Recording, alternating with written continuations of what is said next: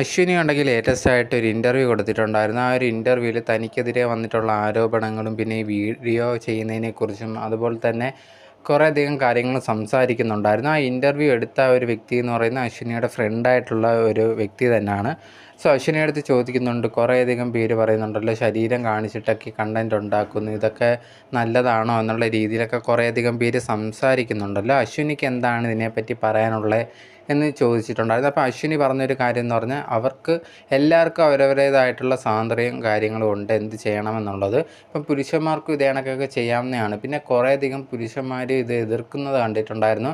ആ സമയത്ത് എനിക്ക് തോന്നിയ ഒരു കാര്യം, ഇപ്പം ജിമ്മിലും അല്ലെങ്കിൽ ഈ ഒരു കോമ്പറ്റീഷനൊക്കെ പോകുന്നവരുണ്ടെങ്കിൽ അവരൊക്കെ ഈ ഒരു ജിട്ടിയൊക്കെ ഇട്ടുകൊണ്ടൊക്കെ അവരുടെ മസിൽസും കാര്യങ്ങളൊക്കെ കാണിക്കുന്നുണ്ട്. അപ്പോൾ അതിൽ തെറ്റും കാര്യങ്ങളും ഒന്നും ഇല്ലയോ എന്നുള്ള രീതിയിൽ ചോദിച്ചിട്ടുണ്ടായിരുന്നു. അതൊക്കെ ചെയ്യുന്നപ്പോൾ ഓരോരുത്തരുടെ സ്വാതന്ത്ര്യമാണ്. എനിക്കത് ഇഷ്ടമുള്ളത് ഞാൻ ചെയ്യുന്നുണ്ട്. പിന്നെ കുറേയധികം പേര് എനിക്കെതിരെ ആവശ്യമില്ലാതെ ഇങ്ങനെ കുറേയധികം കാര്യങ്ങൾ പറയുന്നുണ്ട്. സോ എനിക്ക് പറയാനുള്ളത് ഞാൻ ഇഷ്ടമുള്ള കാര്യങ്ങൾ ചെയ്യുന്നു എന്ന് മാത്രമേ ഉള്ളൂ, അതിനെ അനുവദിക്കൂ എന്നും അശ്വിനി പറയുന്നുണ്ട്.